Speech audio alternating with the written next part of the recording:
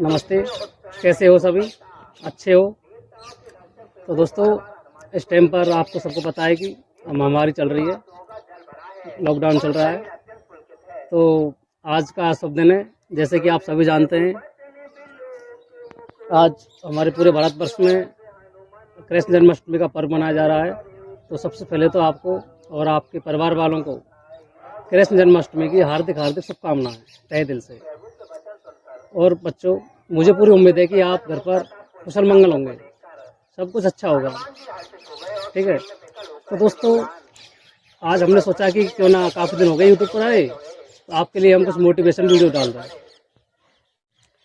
तो आपसे मैं ये कहना चाहूँगा, देखो बच्चों, ज़िंदगी एक बार मिलती है जीवन में, इसको तरीके से जियो आप। ठीक है।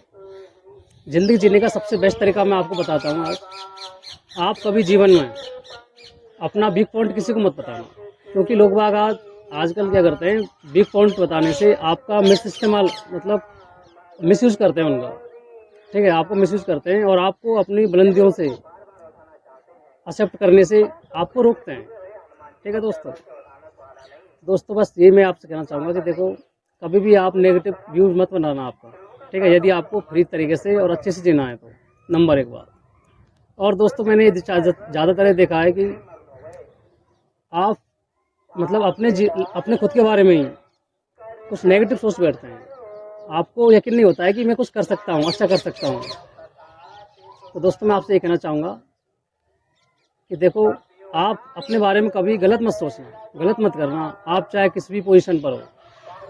ठीक है, क्योंकि दोस्तों, आप सभी जानते हैं कि देखो, दुनिया में, पूरी वर्ल्ड में आपके चेहरे के जैसा किसी का दूसरा चेहरा नहीं होगा। और जहाँ और आप एक यूनिक हो, आप एक बाहुबली हो। और तो और आपका इस वर्ल्ड में आपका फिंगरप्रिंट भी यूनिक है, इसलिए आप यूनिक हैं। आप कभी ये मत सोचो कि मैं ऐसा हूँ, मैं वैसा हूँ, मैंने ये कर दिया, मेरे साथ ये हो गया। कुछ भी नहीं होगा, आप सिर्फ और सिर्फ पॉजिटिव रहो।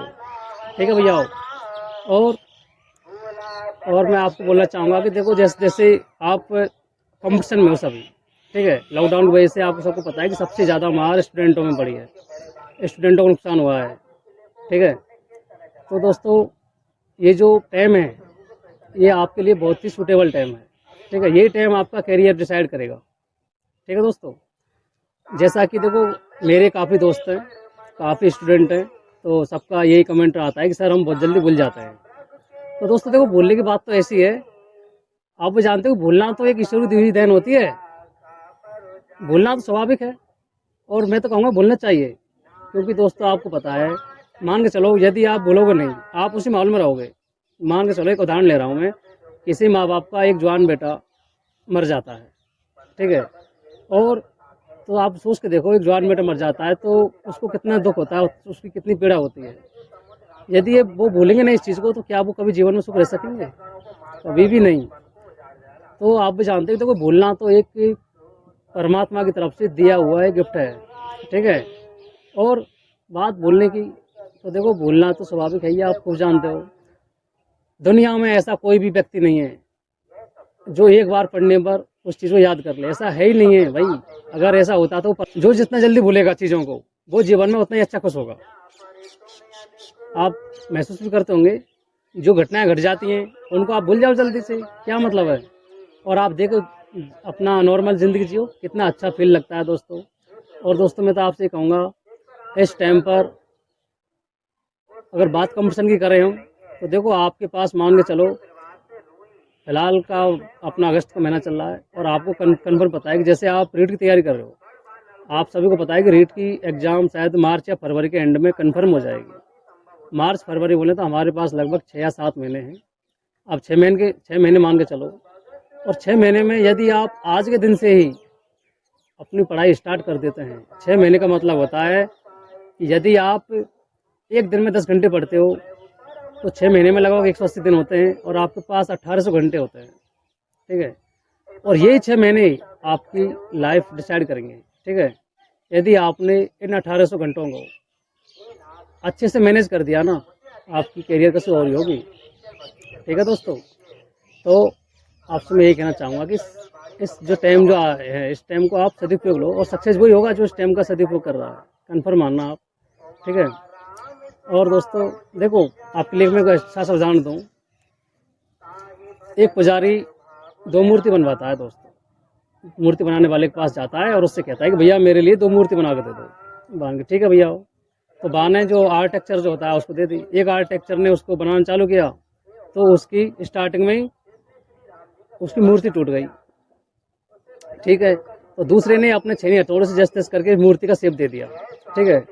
तो पुजारी वापस आया, पुजारी कुछ दिन बाद आया और उससे मूर्ति लेने चला गया। तो उसने उससे कहा कि भैया मूर्ति दो। मूर्ति वाले ने कहा कि भैया एक तेरी मूर्ति टूट गई और एक तेरी मूर्ति हमने बना दी।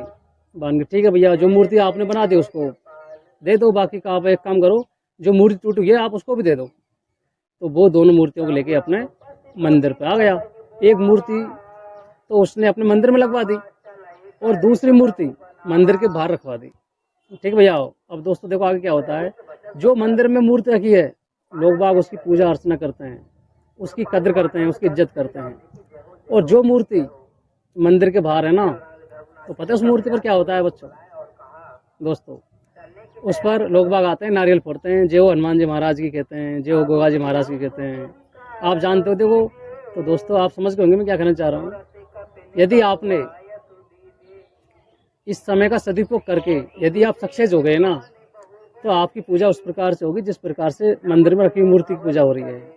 वरना आपकी ज़िंदगी में जिस प्रकार वो कंडीशन हो जाएगी, जिस प्रकार जो मूर्ति मंदिर के बाहर रखी हुई है, लोग बाग को तो क्या दोस्तों, लोग बाग तो क्या है, एक पत्थर ऊपर से लगाएंगे, एक नीचे से लगाएंगे और आपको इस प्रकार से फोड़ेंगे जिस प्रकार से उस पर नारियल फोड़ा जाता है। ठीक है। तो मैं तो आपसे कहना चाहूँगा, आप अपने कैरियर के खुद ही मालिक हो, कोई मालिक नहीं है। और आप किस हिसाब से तुम्हारी ज़िंदगी जीना चाहते हो वो आपके ऊपर डिसाइड है। ठीक है दोस्तों मैं आपको सेकंड एग्जांपल और दे रहा हूँ। देखो आपको सबको पता है कि चमत्कार को नमस्कार है, ये बिल्कुल तथ्य है। ये कलयुग है दोस्तों।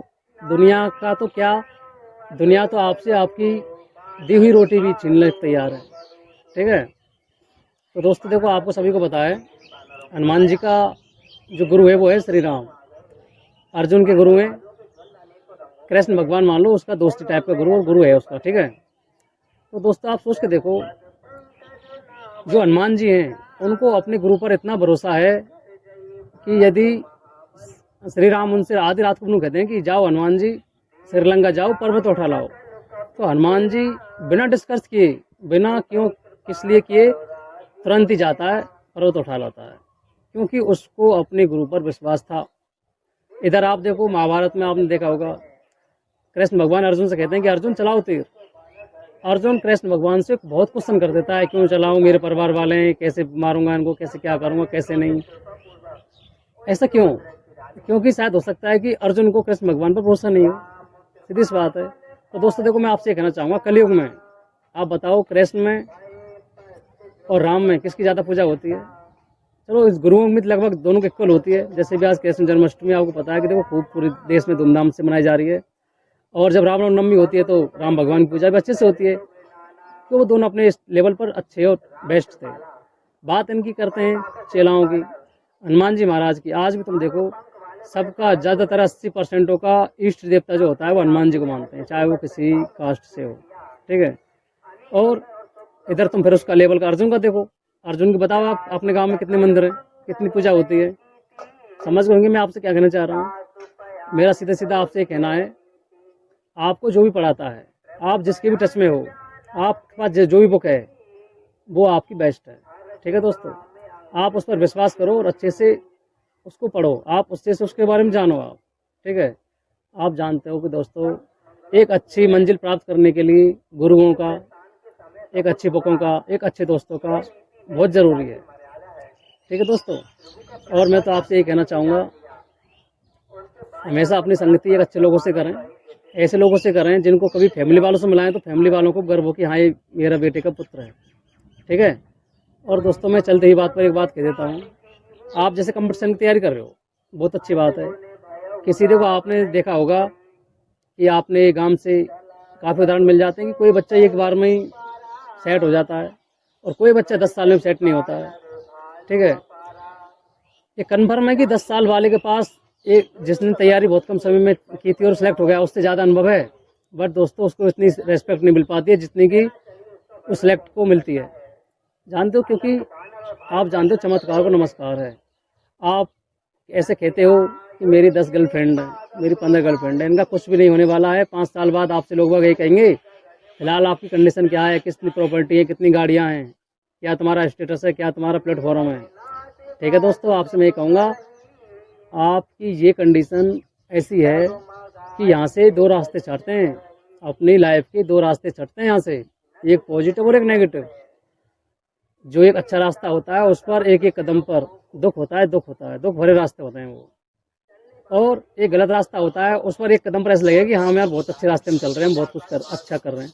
कुछ नहीं दोस्तों, सब अंधविश्वास, आप भी सब जानते हो। देखो, अच्छे काम करने में जोर पड़ता है और वो जोर आपको मुश्किल से कुछ ही टाइम के लिए पड़ेगा और पूरी लाइफ आपकी सेट हो जाएगी।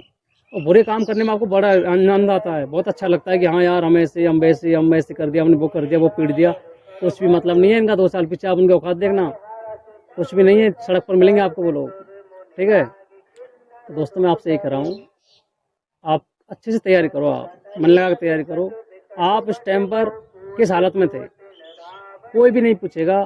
और यदि आप सेट हो गए ना, आप सर्विस लग गए, आप अच्छे लाइन में पहुंच गए, आपके नाम के आगे जी लगना चालू हो जाएगा। जी, प्रकाश जी, अंशु जी, सोनू जी। ठीक है, आपको यदि जी लगाना है, आपका नाम रोशन करना है, तो आपको तन मन धन से पढ़ाई करनी होगी। तो दोस्तों देखो, मैं एक और आपको एक उदाहरण समझा देता हूँ। मान के चलो आप और आपने पड़ोसी वाले दोनों तैयारी कर रहे हैं और पड़ोस वाले का सिलेक्शन हो गया, गलती से आपको सिलेक्शन नहीं हुआ किसी कारणवश, और 10-5 आदमियों में आपके पापा बैठे हैं और जो बच्चा सिलेक्शन हुआ है उसका पापा बैठा है। चाहे उसका बच्चा कैसा भी हो, कितने भी उसके नेगेटिव पॉइंट हो, सिलेक्शन हो गया है ना वो, तो पता क्या कहेगा वो 10 आदमियों से, यार हमारा बच्चा तो एक बार में सिलेक्शन हो गया, ऐसे बात और वैसे बात। बच्चों, हालांकि आपके पिताजी सुबह कुछ नहीं कहेंगे, फिर भी आपका पिताजी ना कोई मतलब कोई गलत काम किए, नीचे देखना पड़ेगा उसको, पक्का मान लेना। और उस टाइम पर सोच के देखना क्या कंडीशन हुई होगी आपके पिताजी के साथ। ठीक है भैया, तो आपसे मैं ये कहना चाहूँगा कि आपका करियर, आपके परिवार का करियर बनाना आपके उसमें है। बच्चों देखो, आप सभी जानते हैं कि कोई नहीं चाहता है कि हमारी नौकरी, हमारे जीवन एक तुच्छ तरीके से निकले। उनकी कहीं ना कहीं भावनाएं जुड़ी होती हैं। आपके पिताजी भी आपसे बेस्ट करना चाहते हैं, आपसे अच्छा करना चाहते हैं, फिर वो कोई कारणवश ना कर पाए। ठीक है, क्योंकि उनके पास कुछ मजबूरियां हुई रही होंगी, तो उनकी जो भी उम्मीद है वो आप पर ही टिकी हुई है।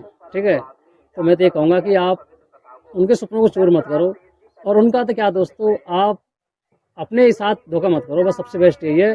और सब मोह माया जाल है, कुछ नहीं होता है। जेब में रुपया है तो सब कुछ है, कुछ भी नहीं है दोस्तों। ठीक है दोस्तों, और हम आपको बहुत जल्दी मिलेंगे। अच्छे से रहना, आपका ख्याल रखना। Take care all of you. ठीक है दोस्तों।